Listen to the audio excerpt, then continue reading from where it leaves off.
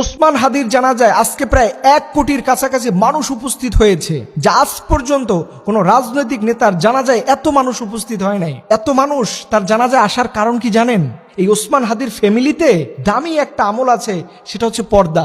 আপনি নিজেকে বিশ্বাস করাতে পারবেন না এই ওসমান হাদির স্ত্রী কতটা পর্দাশীল একজন নারী, তার পুরো ফ্যামিলিটা কত পর্দাশীল। এই ওসমান হাদিকে তার স্ত্রী সর্বশেষ যখন দেখতে এসেছিলেন, নিজে তো পুরোটা পর্দা করে এসেছেনই, এর পরবর্তীতে আলাদা একটা কাপড় টাঙিয়ে দিয়েছেন, যাতে করে পৃথিবীর কোনো পরপুরুষ বুঝতেই না পারে যে ওসমান হাদির স্ত্রী কতটুকু লম্বা ছিলেন, কতটুকু মোটা ছিলেন, কতটুকু খাটো ছিলেন, কতটুকু চিকন ছিলেন। এটা যেন পৃথিবীর কোনো পরপুরুষ বুঝতে না পারে, এর জন্য এই নারী নিজে একটা আলাদা কাপড় টাঙিয়ে দিয়েছেন, যাতে করে পৃথিবীর কোনো পরপুরুষ ওসমান হাদির স্ত্রীকে আইডেন্টিফাই না করতে পারে, পরোক্ষভাবে দেখতে পারে। চিন্তা করতে পারেন যে কি দামি একটা ফ্যামিলি।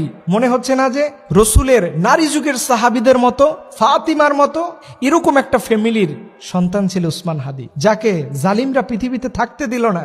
আজকে আমি যে বললাম যে ওনার জানা যায় 1 কোটির কাছাকাছি মানুষ হবে, এই 1 কোটি মানুষ তার চাইতে বেশি হতো। কারণ কি জানেন?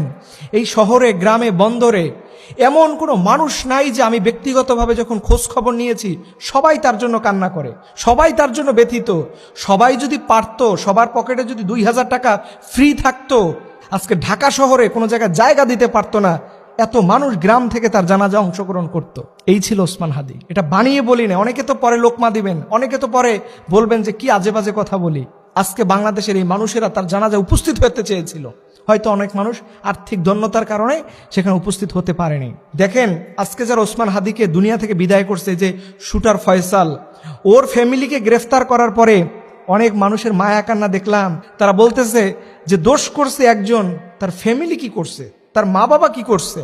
আপনি জানেন এই শুটার ফয়সাল যখন ওসমান হাদিকে দুনিয়া থেকে বিদায় করে দেওয়ার পরে সর্বপ্রথম তার বাসায় এসেছে এবং তার বাবা নিজ হাতে মোটরসাইকেলের নেম প্লেট চেঞ্জ করে দিয়েছে, এবং এই পুরো ফ্যামিলিটা এই ক্রাইমের সাথে জড়িত, এবং ওদের বাসায় হাজার হাজার কোটি টাকার চেক পাওয়া গিয়েছে।